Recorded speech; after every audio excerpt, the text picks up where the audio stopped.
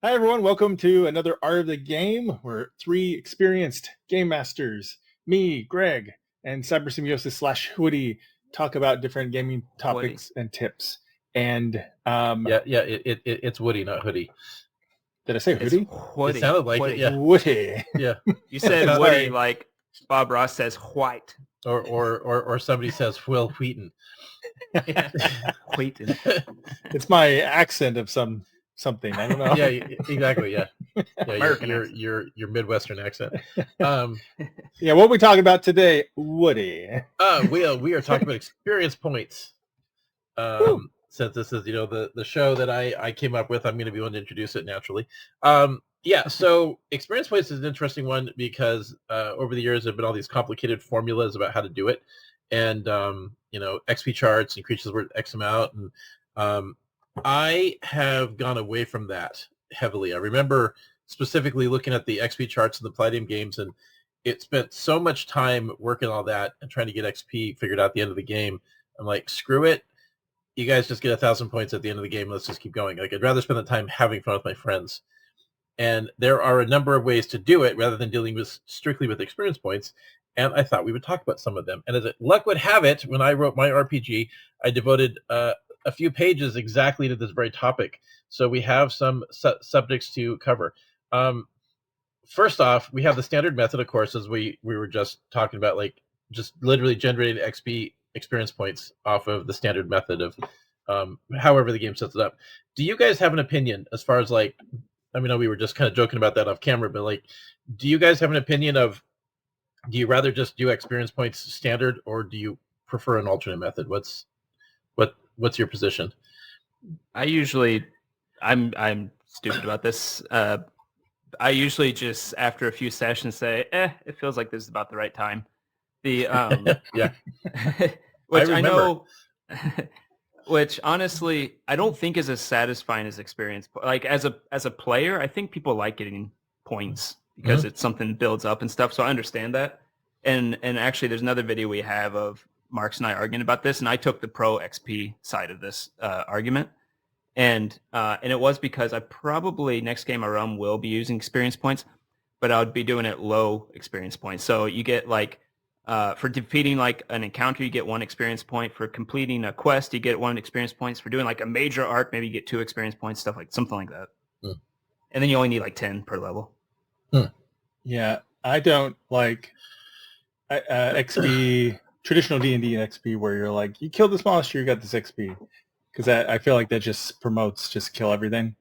And yeah, it does. Which maybe that's all you want to do. But sometimes, you might want to talk to something. I don't know. It doesn't promote engagement with the story. No, it doesn't. It's just like a video game of like, I rack up these points. Boop, boom. It could, though, depending on how you assign experience points, which is what I think you're probably going to get into. Yeah. Yeah. Well, because traditionally you got experience points for what your character was good at. Accumulating wealth, healing people, that sort of thing. Yeah, like that's what Call of Cthulhu does. Yeah. Like one thing I noticed, we just played Shadow Dark. What Shadow Dark does, which is a D&D like OSR type game, is they reward XP based on treasure. So because you're a crawler, you're in these dungeons to get treasure. That's your main goal. So it's all about the treasure. It doesn't mean you have to kill the monsters. To be clear, that game's made as a dungeon crawler. It's not made as like as fully fledged like high fantasy thing. Yeah. And then as you alluded to of Call of Cthulhu, what I really like about that system or their approach on it, they don't have specifically Call of Cthulhu doesn't have like XP. They have this thing where you do skills. You have different skills, and when you succeed on your skill, you mark them, and then at some point you get a chance to develop your character, and you roll to see if you achieve. Like, you have to roll over your skill, and if you do that, then you add X amount of dice, and it's sort of this weird organic way of building your character out based on what your character does. It's kind of like Skyrim. Or Skyrim, you get better at what you do. Yeah. Like some video games do that, yeah. I remember the storyline that they were doing in Knights of the Dream Table where they all had to make different characters than are normally ones in the story. And one of the guys had to play a cleric, and he worked this angle where he was able to start at level 2 because he talked the other players into converting to his religion and got 400 experience points for every convert. And then one of the players, well, I can't because I follow this other god. It's because of my race. I have to. And they got this argument over it. It's like, I'll never forget. You cost me 400 XP. So yeah, like It's like a referral program. yeah, exactly. Well, the standard method certainly has its place, but like the thing that as I said, I don't like about it is that it puts a lot of work on the part of the game master, and you have to focus. It's like a fourth thing you have to focus on, because the three main things, you got the players and their bullshit, you got the rules, and you got the story. Now, if you're tracking experience points, that's one more thing to focus on, and I find it extremely distasteful. And so I prefer definitely doing something else, because like particularly when you're brand new, which is kind of the whole point of this channel, like that is too much. I honestly think it is. So what do you suggest in the book that you're writing? Okay, well, I've got a few ones. The one that I usually have defaulted to over the years was a fixed progression method, because the main genesis, I think, of XP is it kind of compels participation, but that's assuming that you have to entice players to participate, right? And so like it was one of the critical tools GMs had to get people to actually do more than just slaughter everything. Like you now can incentivize, and it is a good solution if you have like players that don't like to role play, but you want to encourage role playing. You can certainly hand out more XP to the people that do what you want them to do. But in an ideal situation, if you don't have that going on, I literally break down what is the average XP progression of this game, and you just figure, okay, well, what would they probably get if they were running the chart, and just hand that out. And I find that I like that a lot more. And then I hand out bonus points for for boss fights. I hand out bonus points for like certain achieving things in the course of the game, or like good role playing and that sort of thing. How do you guys feel about that system? So do you give different experience to different people, or is it an experience goes to everyone? Well, everybody gets the same amount. But the thing is, I don't have to incentivize people to participate. It's literally just, okay, we're just going to keep going, and you get this much every week, and we just keep everybody leveling up and having a good time, because it's like these guys are really invested. The particular group I'm thinking of, because like in the game we're playing, of course, is the classic riffs, which we're going to get you to play this eventually, Greg. But unlike D&D, every single class in this game has its own XP chart.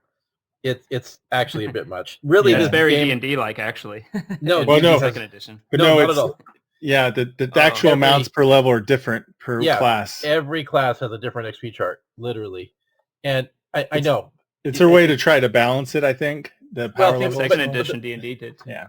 But the thing is, it's a little bit much, because really this game only needs 4. Really, like they don't need 16. You should see the XP charts in the Game Master's Guide. Holy damn, there's like 50. It's totally out of hand. But if you have a group that is more engaged, that they just want the experience, and they're not necessarily engaged with the hunt for experience points, this is possibly a good way to do it. And again, you hand out bonus, like you hand out more for a boss fight.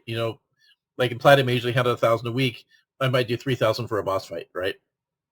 And for like where they really put them through the ringer. And then if somebody does something really exceptional, or they have like really good role playing, or they, I don't know, actually engage the story and find something that I didn't think they were going to do, I mean, I'll hand out bonus points to specific people. Usually on the sly, so I don't like call people out. But I really like the idea of people leveling up at different times. And in a system like that, the weaker characters actually level up faster, so it kind of keeps it balanced out.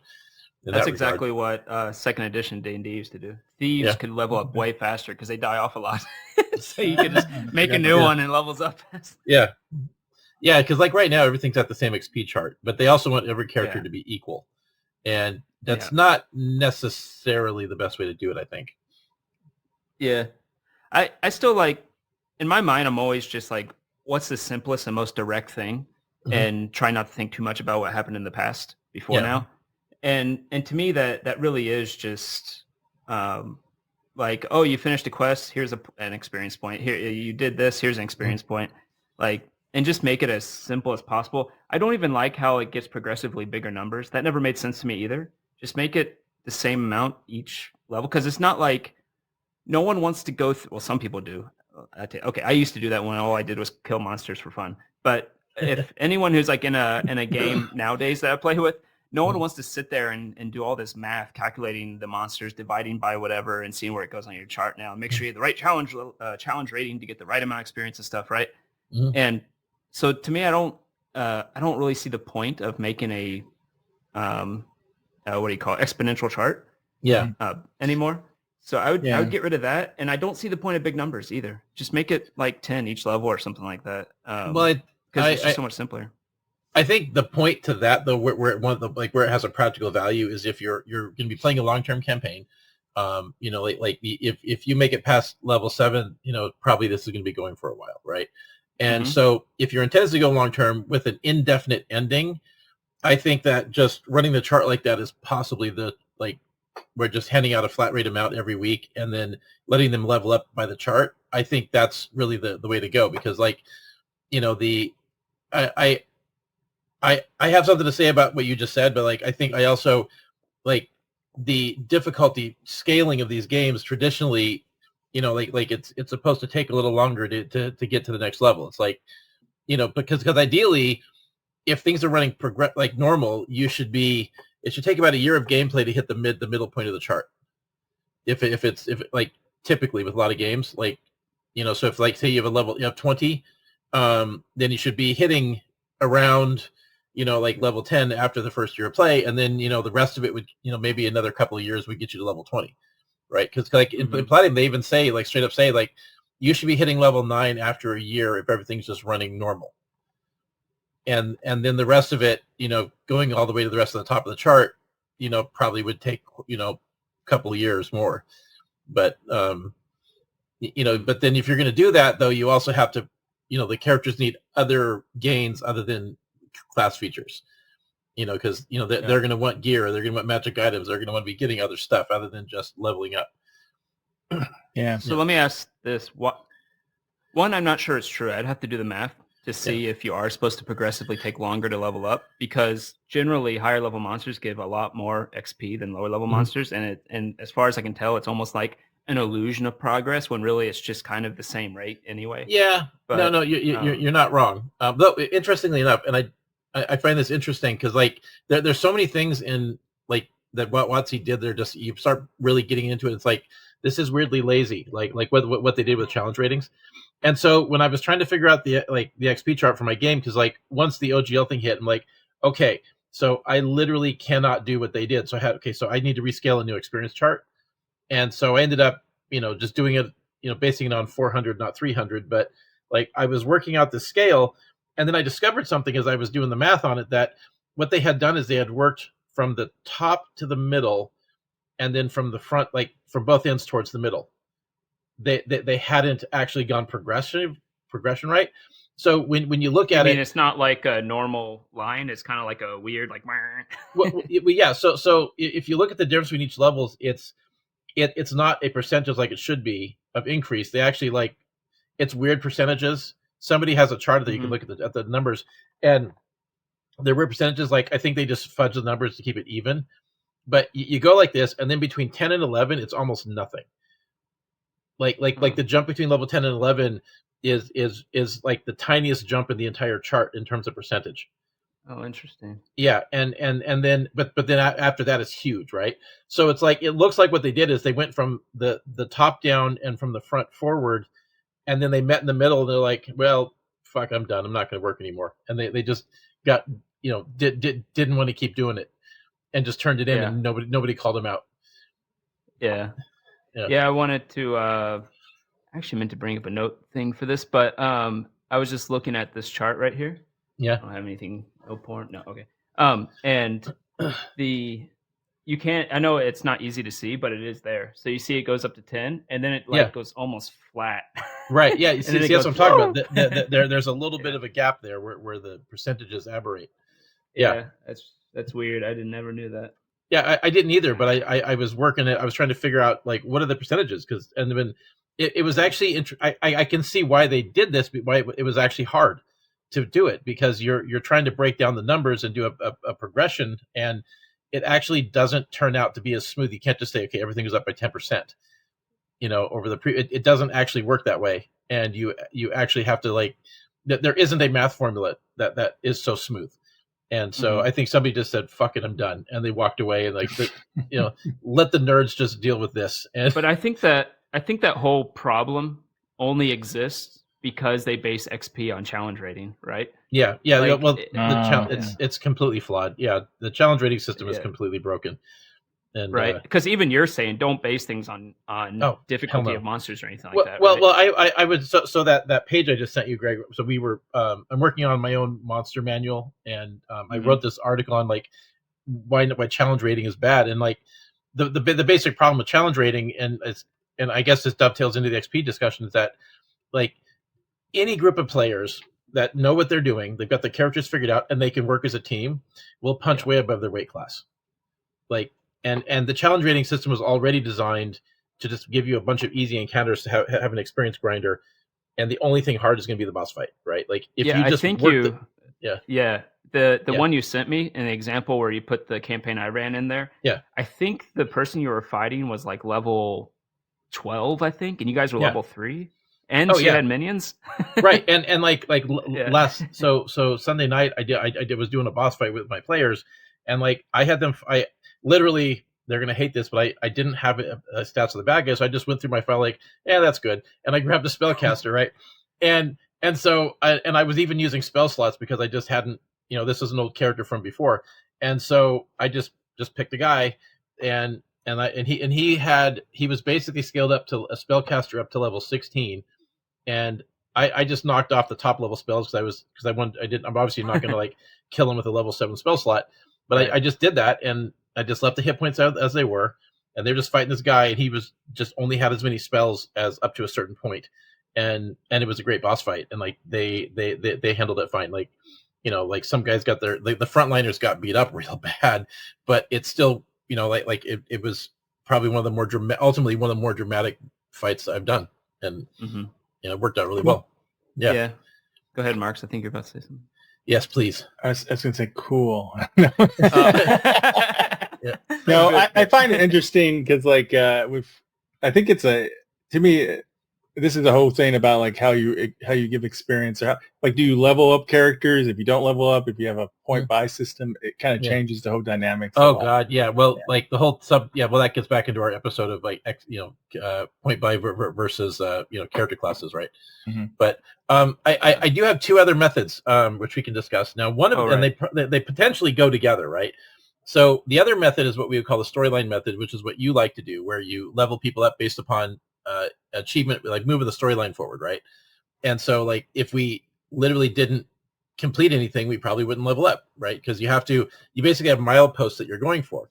And then the other one that I did, which I was running my very first major playtest campaign for my Cyber Symbiosis RPG, and I needed to see these characters all the way up to level 20.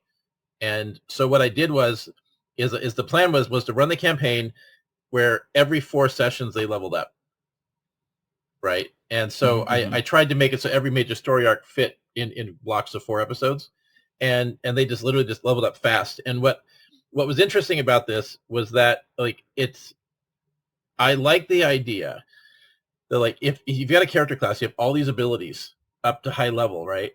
But you never use them, and why are they there? Which is why some games only go up to level 10, right? But it was an interesting problem to have where these characters leveling up and they go all the way, and it completely blew the door off the fallacy that high level gameplay isn't fun, because there was at no point where the power level of the characters hindered the enjoyment of the story.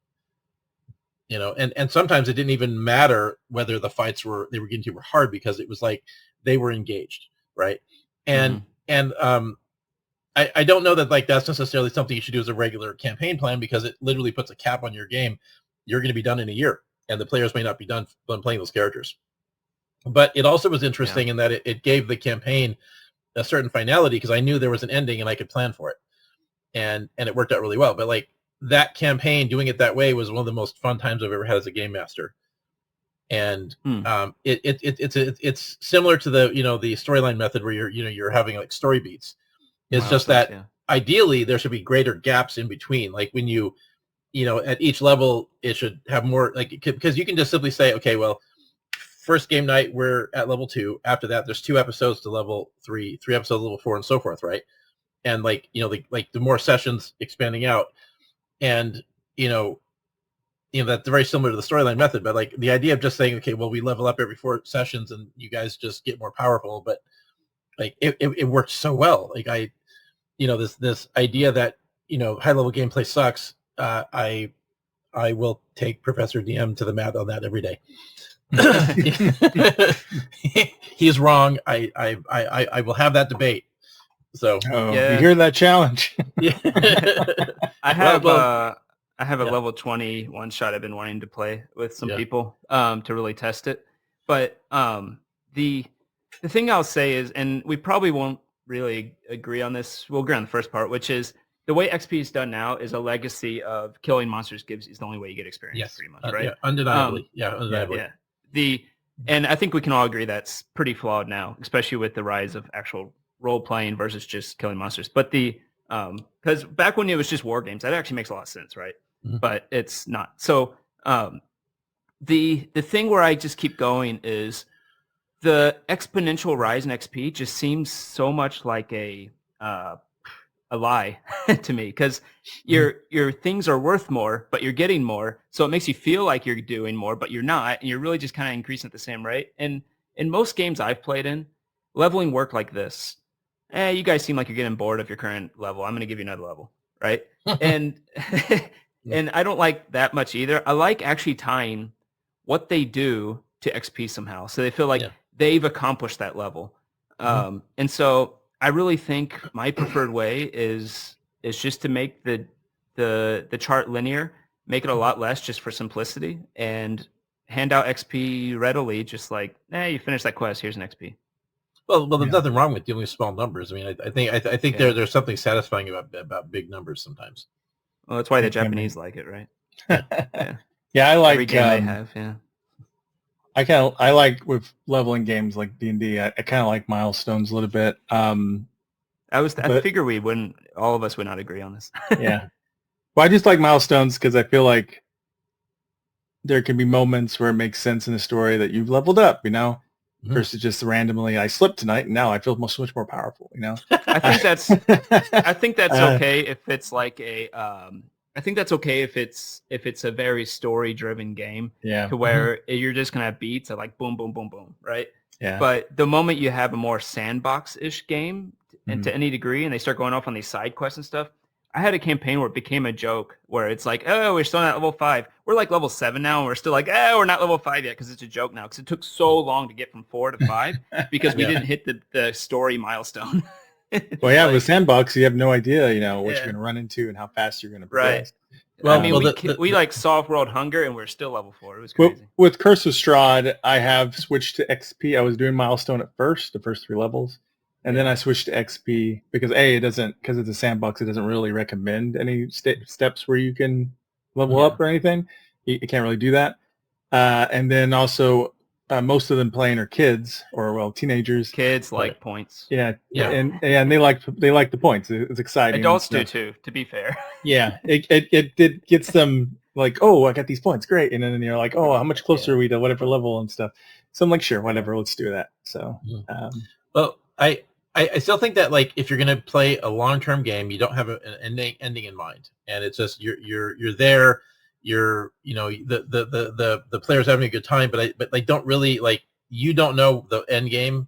I think experience points are probably the way to go, and like, I mean, one of the carrots, because then it helps. It'll cause you to pace to the end. It helps you decide, like, oh, another level 15. I guess we start wrapping this up a little bit. Exactly. Right? Yeah. And also, like, like, part of the carrot that you're dangling in front of the players to help engagement is the next level. It's the chase for that level. And if they're committed to that game, right? Like they're like, okay, I'm working towards my next level of power. Like, then that's fantastic, right? But if you have people that are more storyline driven as opposed to game mechanics driven, right? The other methods we've discussed are potentially, like a better move, like basing it upon story beats, or just doing a flat rate method. The whole plan I had of just doing like so many, you always level up regardless of like you take the time out of it. Like Greg says, like every 4 sessions, you level up. That was entirely like a game development tactic. But good Lord, was it also fun? Like everybody had a good I like time. that idea. Yeah. I mean, I don't like the idea of automatically getting every 4 sessions, but I like the idea of putting a year cap on it, just because. That's also probably because I'm not the type that'll get attached to a character so much that I don't want to keep playing it forever. Like a year is a good amount for me. I'm like, I want a new character. And as it turned out, so we had a guy started with that campaign. Like not everybody made it to the end, right? One of the players made it about 3/4 of the way. One player ducked out about around level 8. And then we brought in a friend of mine to kind of replace him. And so like we lost a hacker, got a new hacker. And so the one friend only played, for half the campaign. And when we were done, she did not want to stop. But yeah, I had not scaled it with the intention of continuing. Mm-hmm. And we were very much like there was the epic ending had evolved out of the story. It certainly wasn't what I thought I was going to end it with, but like that ending just kind of like evolved out of the story, and which I guess I'll talk about in our 4th episode tonight. But like it was the natural conclusion, and it was epic and great. Nice. Well, there you have it. You got milestone, you got simple linear, and you got like 3 different options from Woody that you can find in his upcoming book at some point. Well, and remember, as we mentioned a little bit too, these XPs are dials you can turn based on what you want the players to do to encourage them doing. So, like for example, like we talked about, you kill monsters, you get XP, like in traditional D&D. Shadow Dark, you get treasure. That's where you get your XP. So now everybody's gonna go after treasure. The more, the better. Or like in Monster of the Week, where you get experience points based on when you fail stuff. So it's encouraging you to try new things. So those are little dials you can do to encourage them. And you can also tailor your XP rewards to the kind of game you're trying to run. And because everything's based upon killing monsters and getting treasure. Well, don't be surprised if all you have is a bunch of hack and slashers. Yeah. I would actually warn a bit against, maybe it's the libertarian in me coming out, but I would actually warn not to do that too much, only because you don't want to make it feel like you should look at what your players like doing and just find a way to give them XP for what they like doing. Read the right. If someone just likes to fight, give them XP for fighting. Well, of course. Yeah. No, you are tailoring the experience to what the people are there for. You have to read the room. Yeah. I give experience points when people dance. So they dance. Okay. I can't dance. No XP my for character you. can. Yeah, there you go. Make a love, roll dice tonight. All right. Well, so any other thoughts before we wrap it up? No, I think we covered it. Yeah. I mean, you don't just have to rely on the XP charts in the book. You can do it other ways. And some of those other ways make it more fun, because you can focus on having fun with your friends and making a good story, not on like the minutia of, did I give this guy the XP he earned? Yeah. Stop using challenge rating, and don't drink cold brew at night like I am. Yeah, and so let us know in the comments, what do you think of XP? How do you use experience points at your table? And how long how many levels have you had characters ever go up? I know I've heard stories about where the average game only lasts till a D&D level game, 7 or so. Yeah. I'd be curious to hear what some of you guys say. Yeah. And we'll keep an eye on that and join the conversation with you. All right. Well, thanks everybody for watching this Art of the Game, and until our next one.